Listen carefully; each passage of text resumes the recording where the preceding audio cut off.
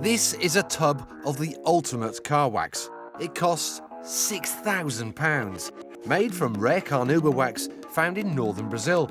There are just 2 tubs of it in Britain. This one belongs to Paul Dolton, who we reckon is the world's best car cleaner. Almost every day he's cleaning an Enzo or a Zonda, and specialists like Lamborghini Wickham, with their roster of eminent collectors and celebrity clients, only use Paul. He charges up to £5,000 to wash a car using exact science and clinical precision. He's agreed to reveal to us each step of the process. This is basically a citrus degreaser which will remove all the grime which is on the lower half of the vehicle. It's £55 for 5 litres. Not a cheap product, but it's definitely the best. Step 2 is rinsing the car, but not with water straight out of the tap. Paul keeps it around 35 degrees C to be kind to the car.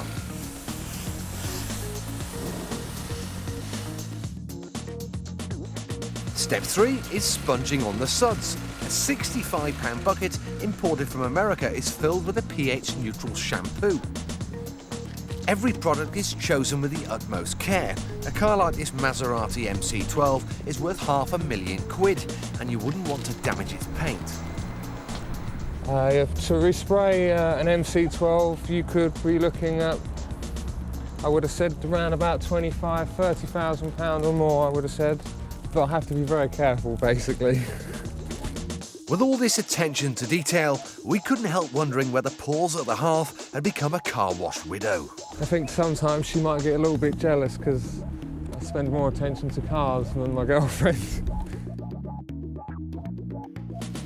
After more rinsing, the next step is to towel the car dry. No chamois leathers here, just high-tech microfiber blankets. Then it's onto the wheels with a special gel. Basically, it's a wheel gel that won't corrode the wheels or damage them in any way. There's a lot of products out there which are basically acid, and primarily their main job is to clean concrete, not wheels. This is about £75 for 5 litres. Well, one of my customers, he's got a £120,000 GT2 Porsche. Being jet black, it had the same problems, swirl marks and light scratches at the beginning, but now it's absolutely perfect, and he basically sits in his garage with a glass of wine and looks at it, which is, I think, fabulous, really. But I've managed to be able to transform his vehicle to better than when he picked it up. Most people would be happy to eat their dinner off this, but not Paul. To him, the car is still filthy.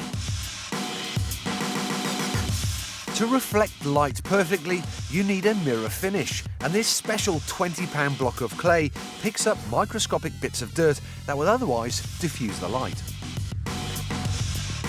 But the paint still isn't perfectly flat. There are hundreds of fine scratches preventing a deep gloss. It's out with the ultrasound depth gauges worth £3,000, and this is so Paul can work out how much paint he's got to play with before he starts rubbing the scratches out 1/1000th of a millimetre at a time.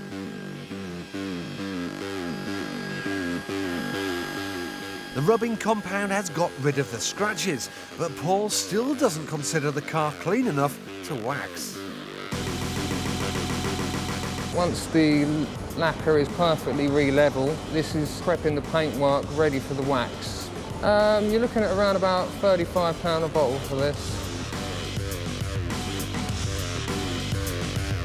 You're looking at about £16 for 2 towels, basically, which is a lot more expensive than towels I dry myself with.